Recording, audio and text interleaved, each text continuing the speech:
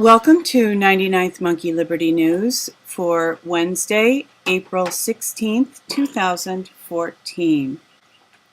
The first article I have this morning is from InfoWars.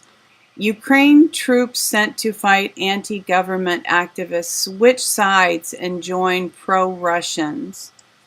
This really caught my eye and kind of inspired me that an army can change sides. An army can decide that it doesn't share the ideals of the people who sent it and become independent for good or for ill. But this reminded me of something I actually heard once, read at an art museum about it was an exhibit of Impressionist paintings. And there were some paintings by an artist whose name I don't now recall that had to do with a struggle against the government of France at that time. And the story was that some of the soldiers who were under Napoleon, when Napoleon was defeated and that army just kind of fell apart, a lot of those troops kept their weapons that they had under Napoleon and used them in their next struggle. So I find this idea really intriguing, really interesting, that an army can change sides. The guys with boots on the ground can become convinced that the cause they are serving is not just, is not the cause of liberty, and they can stop serving that cause. And I'm sure this is one reason why drones are, why the cabal, the Illuminati want to switch weaponry to things that do not require human free will to operate, because human free will is human free will, and no matter what anybody does to us, that cannot be taken away from us unless we surrender it. Yeah, yesterday was tax day, so I mentioned it the day before, I'm mentioning it the day after. Alex Jones had Joe Bannister on his show yesterday. Joe Bannister's just tremendous. He was a tremendous guest, a tremendous wealth of information. Truth behind the illegal IRS system revealed. And I did want to just talk a little bit today just about the idea. On the day before tax day, Monday, I talked a little bit about how I see it as a breach of the Fourth and Fifth Amendments to require us to fill out all the tax forms. But today I want to just go with the idea of the government stealing from us, taking that which is ours. And I saw this on Facebook from Cynthia McKinney. Yep, this happened to a friend of mine. The feds took $1,000 from her due to a debt her mother, who is now deceased, incurred 40 years ago. Did you hear me? 40 years ago. Yet at the time he was nominated for Treasury Secretary, Tim Geithner had not even paid his taxes. I'm sick and tired of two sets of rules, one for us and another for them. Read about Geithner here. And she has a couple of links, and I will include both of these links in the notes and the details for the video for today. But this just frames the, I wasn't even hadn't even planned to include this from Cynthia McKinney, but it caught my eye on Facebook this morning, and it just goes along very closely with what I'm looking at this morning. So the government takes away what belongs to us through taxes, and also this issue that has arisen having to do with the Bundy Ranch. And here, Rand Paul defends Cliven Bundy against Harry Reid. And that is delightful news for any of us who have been following this story, because Cliven Bundy and Alex Jones along with him, and a lot of people who are struggling for this cause of liberty pertaining to the Bundys, are under fire from people like Glenn Beck and even Breitbart.com, and it seems like they really wanted to, it seems like there was a plan here to make the liberty movement look bad. And we've heard this from a couple sources, and I'm mentioning it. Alert, Sheriff Gillespie seeks slaughter. People are proposing that the government, the federal government, was willing to sacrifice the BLM agents who were at the Bundy Ranch because they actually wanted to trigger a skirmish, a shooting war, actual shots fired, people dead, to demonize the Patriot movement so that they would have more to say about this movement. Thank God, and I mean that very sincerely, thank God, no shots were fired. There was no violence, except, a few people got tased by the BLM and one lady was knocked down. Any violence was on the side of the BLM, not on the side of the patriots who were there. But even still, even though that, I think I believe this plan. I believe this, that they did want to set up the people who went to the Bundy Ranch, and they wanted shots to be fired so that they could use that to show, allege that the Patriot movement is violent, and that these people, that we're all violent. We want violent overthrow of the government, which of course we don't. And most of us are continually stressing that we don't want a violent outcome. We just want to have our constitutional republic restored. And one thing, we disdain violence. I mean, one of the big points for many of us is that our country has participated in too many foreign wars and unjustly taken the lives of too many innocents in other countries. And we want that to stop. So this is just, what's been going on here. And some of the demonization is being responded to by, even by some mainstream media people. The 5, why do liberals hate Bundy for dodging taxes when illegal immigrants do the same? Now, to some extent, this is stirring the pot more and not offering a handshake of friendship. But when the Bundy Ranch first was happening on Saturday, I had liberally bent Facebook friends who were saying, why do conservatives want the Bundys to stay on their land when they want immigrants to leave? So I guess turnabout's fair play.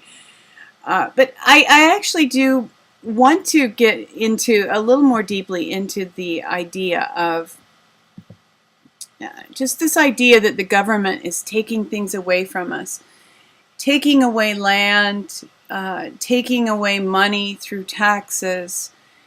And I have some Bible verses here. Here's Psalm 128. Always had a lot of special meaning for me.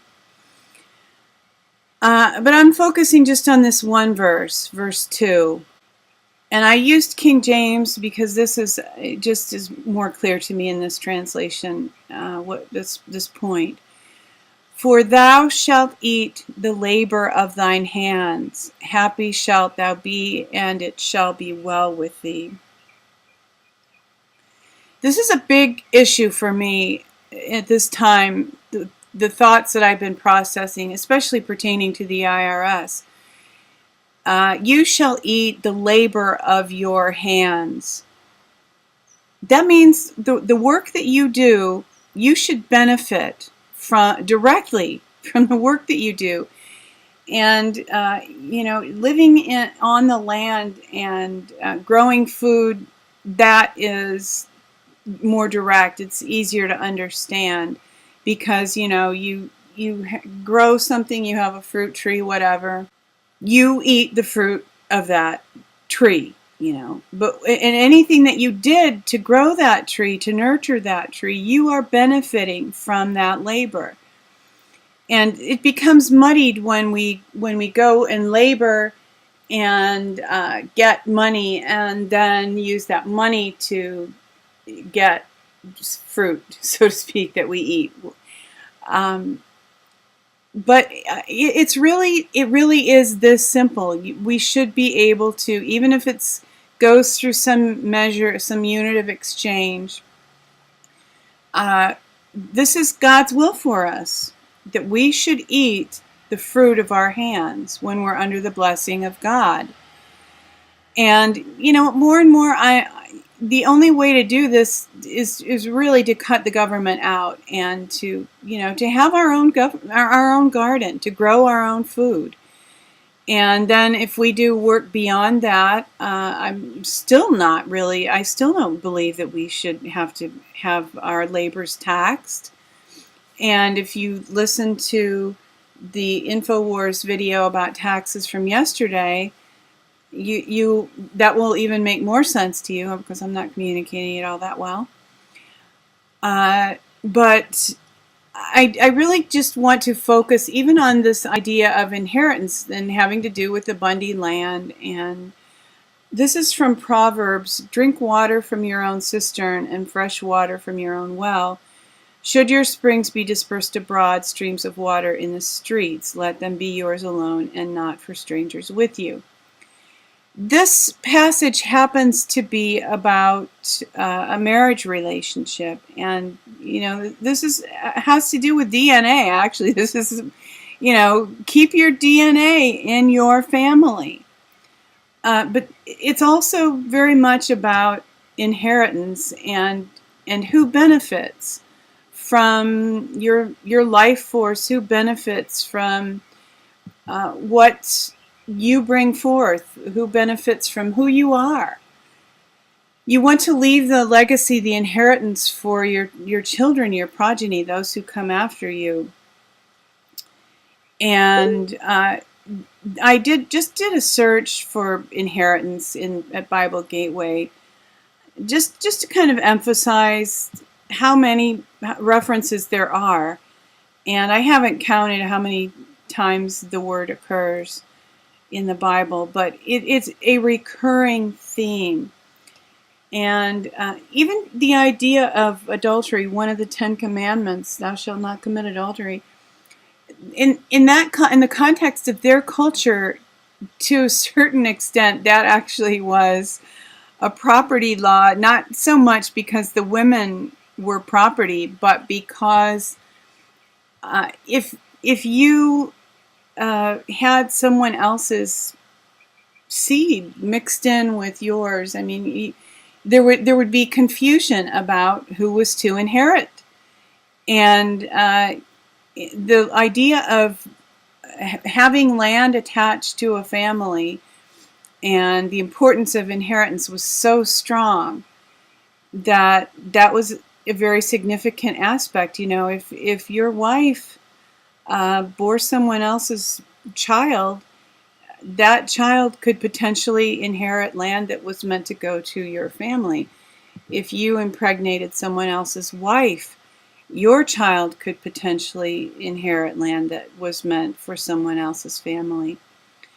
So I know some of these ideas seem kind of ancient and maybe irrelevant, but I really don't think they are. I believe that this is how we are meant by God to relate to land and to our work. God intends for us to benefit directly from the work that we do. Moving on, HPV vaccine insert lists death as adverse event. This is, the actual vaccine insert states that it's possible to die from receiving an HPV vaccine. So beware. If you have friends with young children, you might want to share this video with them. I kind of have mixed feelings about Adam Kokesh. He's young and a little more aggressive than sits really completely well with me. But I thought this was an interesting video. Caught how Obama's minions use emotion to short-circuit gun opinion, gun control logic. And this is really pretty obvious. And they use emotion to short-circuit public opinion pertaining to everything.